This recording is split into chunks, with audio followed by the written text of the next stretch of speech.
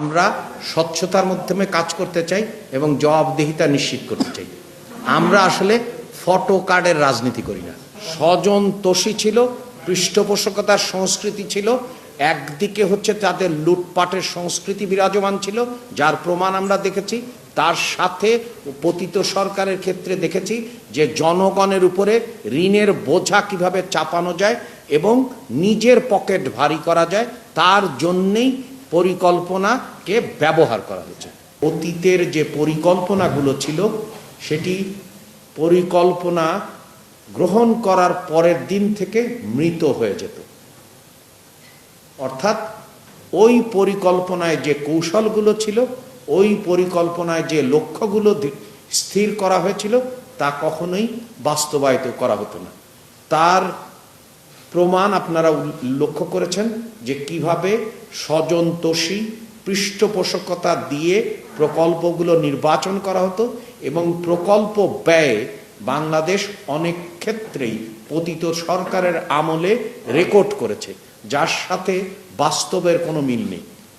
এবং বর্তমান সরকার দায়িত্ব নেওয়ার সাথে সাথে ওই প্রকল্পগুলো পর্যালোচনা করে সিদ্ধান্ত গ্রহণের দিকে যাচ্ছে। তথ্যের অবাধ প্রবাহ নিশ্চিত করা, তথ্যের যে গোজামিলের সংস্কৃতি ছিল এবং কখনোই কাউকে তথ্য দেওয়া হতো না।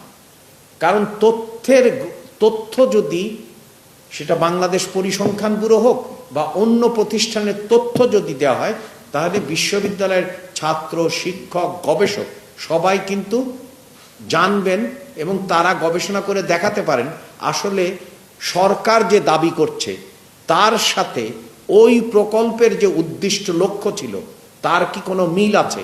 সবচেয়ে বড় কথা, করের আয়ে এই প্রকল্পগুলো নেওয়া হয়, কারণ জনগণ দেখতে চায় যে তার করের টাকা কি কি খাতে ব্যয় হচ্ছে এবং জনগণ এও দেখতে চায় এবং সরকারকে জবাবদিহি করতে চায়। সে কারণে আমরা তথ্যের অবাধ প্রবাহ নিশ্চিত করতে চাই, যাতে করে সেও তার মতো করে একটা সিদ্ধান্তে উপনীত হতে পারে এবং জবাবদিহিতা নিশ্চিত হয়, আইনের শাসন নিশ্চিত হয়। অর্থাৎ রাষ্ট্র ব্যবস্থার যে আমূল সংস্কার করা দরকার এবং রাষ্ট্রীয় সক্ষমতা বাড়ানো দরকার, সেইটারই কিন্তু প্রতিফলন। এই যে কাঠামোকে সামনে রেখে আমরা অর্থনৈতিক কৌশল 5 বছরের জন্য নির্ধারণ করা হয়েছে এবং যার মাধ্যমে আইনের শাসন, জবাবদিহিতা এবং জনকল্যাণ নিশ্চিত করা হবে। আমরা যদি এক কথায় বলি তাহলে হচ্ছে যে এই বাংলাদেশের পরিকল্পনার ইতিহাসে, যেটাকে আজকের উপদেষ্টাগণ বলেছেন যে অতীতের সবগুলো পরিকল্পনাই প্রথম দিনেই মৃত হিসাবে আবির্ভূত হতো, তার থেকে ভিন্নতার দাবি করেছে।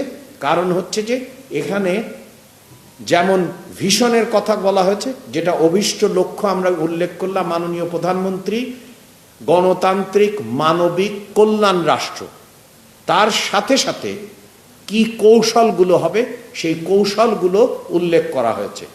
অর্থাৎ 2034 সালে $1 ট্রিলিয়ন অর্থনীতি কিভাবে অর্জিত হবে এবং তার ভিত্তিতে খাত ভিত্তিক কি ধরনের পরিকল্পনা হবে সেগুলোর কৌশল বলা হবে এবং সাথে সাথে সবচেয়ে গুরুত্বপূর্ণ বিষয় হচ্ছে তার নির্দেশক, অর্থাৎ হচ্ছে ইন্ডিকেটরগুলো বলা হবে। এটা হচ্ছে ফ্রেমওয়ার্কের একটা অংশ। আর একটি অংশ হচ্ছে যে আমাদের কি কি এই যে অর্জন করার জন্য কি কি সংস্কার হবে সেইটা 4টি অধ্যায়ে উল্লেখ করা হয়েছে। অর্থাৎ প্রোগ্রামিংটা কিভাবে হবে। দ্বিতীয় উল্লেখ করা হয়েছে যে এটার পরিবীক্ষণ এবং মূল্যায়ন কি কিভাবে হবে।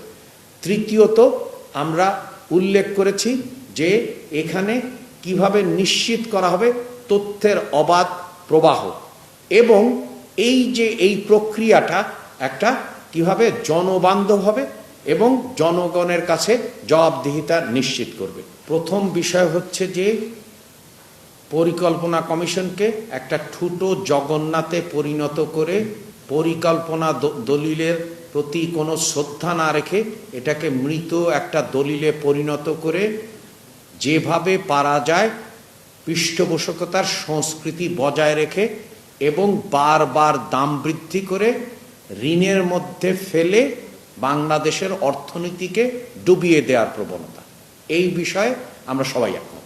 পদ্মা ব্যারেজ সংক্রান্ত যে প্রকল্প 1961 সাল থেকে এগুলো আলোচনা হচ্ছিল। আপনি যদি দেখেন মেজর প্রজেক্টস অন গ্যাঙ্গেস, কিন্তু এগুলো আলোচনা হচ্ছিল।